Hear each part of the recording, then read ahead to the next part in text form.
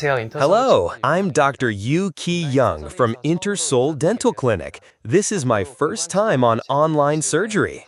Going forward, I'll be sharing various cases of root canal treatment and retreatment that can help your practice. Now, let's take a look at today's case. A 30-year-old female patient presented with periapical inflammation at tooth number 46 while undergoing orthodontic treatment at another clinic. Her orthodontist advised her to seek further evaluation because the inflammation had been worsening. Here, you can see that the inflammation was quite large at number 46, extending to the furcation. The condition was serious enough to require immediate extraction. However, considering the patient's age, I decided to try root canal retreatment. I also informed the patient that the retreatment itself might not be feasible depending on the condition of the tooth after crown removal. Now, let's check the treatment video.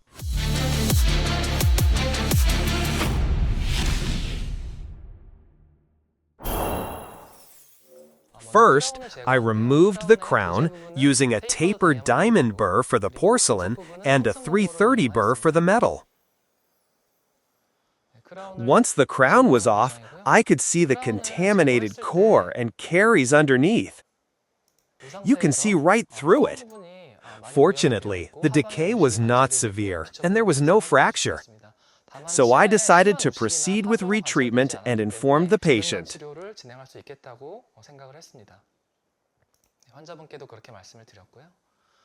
Next, I used a temporary filling material for additional isolation. When performing the access opening, if the crown prep is already done, you can simply go toward the center of the tooth and the opening is pretty straightforward. Now that the GP cone was partially exposed, I used a surgical length round burr to refine the cavity and the GP cone. This further exposed the GP cone and provided direct access to the root canal, which is very important.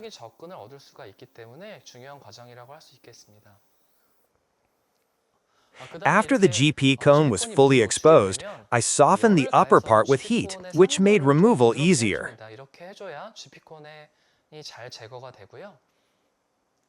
I softened the GP cone in the mesiobuccal canal with alpha. As soon as the heat was applied, I quickly removed the GP cone with an orifice opener NiTi file. Since it was already heated, it was softened and easily removed. For the MB and ML canals, you can see that the GP cones came out almost as a whole. Next, I moved on to removing the GP cone from the distal canal. The GP cone in the distal canal was not removed as thoroughly as in the MB and ML cones. You can remove the upper part of GP cone by brushing along the root canal walls. Since I thought the GP cones in the MB and ML canals were well removed, I measured their working lengths right away. Fortunately, the file reached the apex successfully. I first checked how far the file reached the apex sign on the apex locator and then determined the working length slightly short of that point. The file also reached the apex successfully in the ML canal. For the distal canal, the GP cone was not removed well, so I used a C-Pilot number 10 file, as its firm tip can easily penetrate the GP cone. But due to the residual GP cone, it didn't reach the apex, so I needed to remove more. I removed more GP with an orifice opener and completely cleared the canal using a brushing motion. Even after this process, some residual GP may remain stuck to the canal walls, which cannot be easily removed with a NiTi file. So I used this hand instrument to scrape off the residual GP.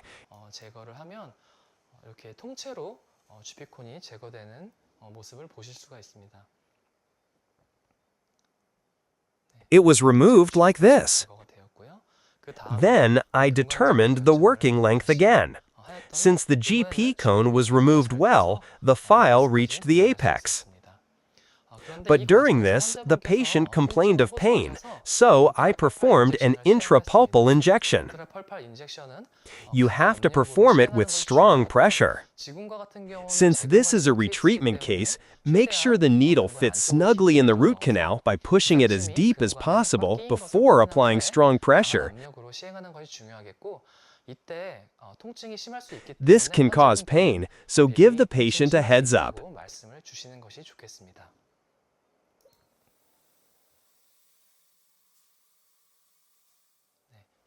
After the intrapulpal injection, I irrigated the canal with sodium hypochlorite and used a ProTaper Gold S2 file for initial shaping.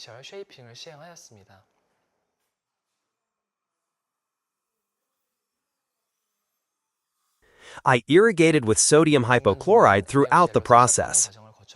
I did basic shaping with files up to number 25. Since the canal was already widened and this is a retreatment case, I skipped F1. For the MB canal, I also enlarged it with files up to number 25, irrigating with sodium hypochlorite along the way. I repeated the process of initial shaping with S2 and basic shaping with F2 for the distal canal as well. Next, I went through AJP to determine the MAF.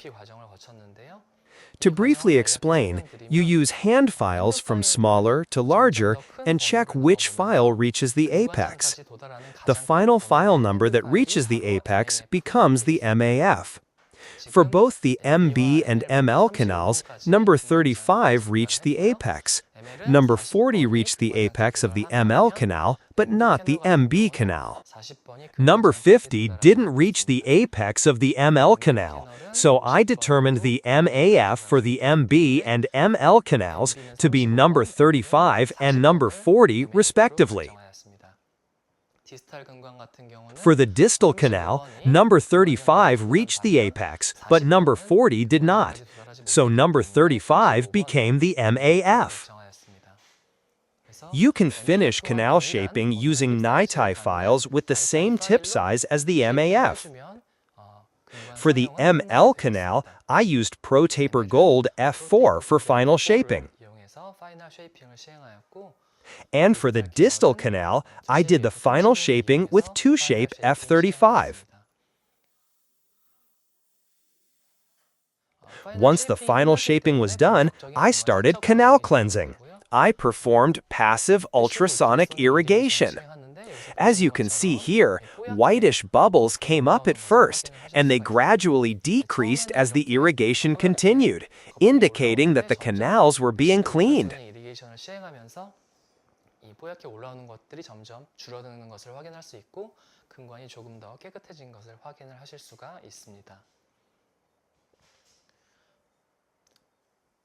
After PUI, I soaked the canals in sodium hypochlorite for 5 minutes. After soaking, I dried the canals. I removed most of sodium hypochlorite with aspiration and placed paper points in all canals. I then gently released air, and the cavity dried cleanly due to capillary action. But after drying the canals, I found that the core behind was cracked like this and had already separated from the tooth. I removed it with tweezers and identified extensive caries underneath. I used a tapered diamond burr and a round burr to remove the caries. It was not as deep as I first thought, but it was extensively spread to the lingual side. So, as you can see, I removed the caries completely using a round burr. After that, I isolated the tooth with a Tofflemeyer matrix and applied resin cores to the distal and lingual sides first, then removed the excess resin. During this process, the cavity can get contaminated, so I repeated the sodium hypochlorite irrigation and dried the canals. After drying, I did temporary sealing with cotton pellets and Cavitin.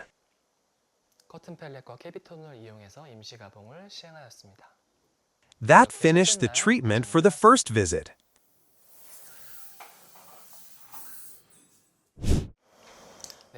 For the second visit, I started by removing the temporary seal. I first removed the temporary sealing with the ultrasonic tip with the water turned off. Then I turned the water on and continued, which helped remove the material more effectively.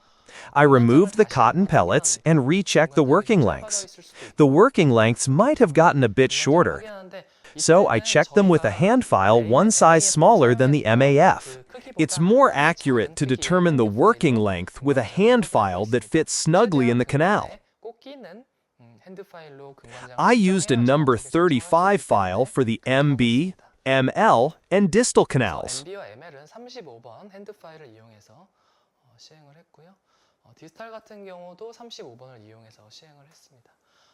Then I checked the cone fit and selected GP cones that went slightly short of the working length, giving me a nice tug back when pulling them out. After that, I did additional ultrasonic irrigation and sodium hypochlorite soaking to make sure the canals were fully clean. As you can see, the canals became much cleaner now. After soaking in sodium hypochlorite for 10 minutes, I replaced it with fresh solution. Then, after another 10 minutes, you can see the whitish bubbles coming up like this. Once the sodium hypochlorite was cleaned out, I dried the canals the same way, putting paper points in each canal and gently releasing air to fully dry the cavity. During sealer application, you can see the sealer I put in the MB canal coming out from the ML canal, which means the MB and ML canals are connected without any blockage. When applying the sealer, it is important that it does not fit too tightly in the canal. After checking the fit and slightly pulling it back, I slowly applied the sealer in that position. I injected the sealer up to the canal entry. I did the same for the distal canal.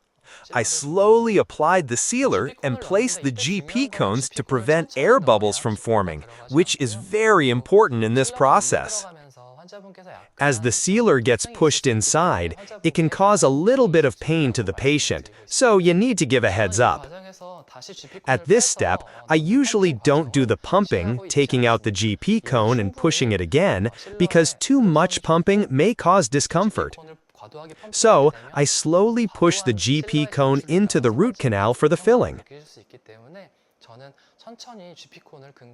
And like I said, the ML and MB canals are connected, so I put the GP cones in at the same time and cut them off. I placed the GP cone first into the ML canal and then slowly placed the GP cone into the MB canal as well. Then I cut the GP cone in the MB canal first and condensed it. I used a heated plugger for cutting and condensing.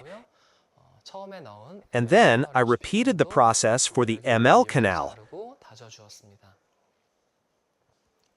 Next, for the distal canal, after slowly inserting the GP cone, I cut and condensed it at the canal entry using a heated plugger. Condensing at the canal entry is enough for the so-called one-cone technique. Here, you can see some protrusion in the isthmus between the MB and ML canals.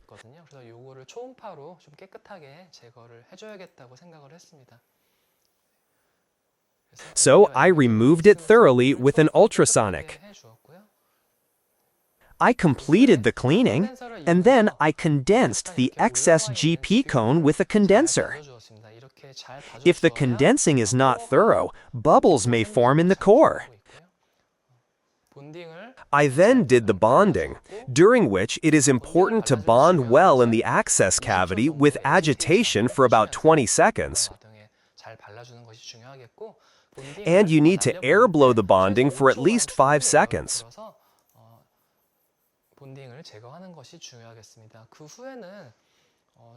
After that, I used a resin core material with some viscosity.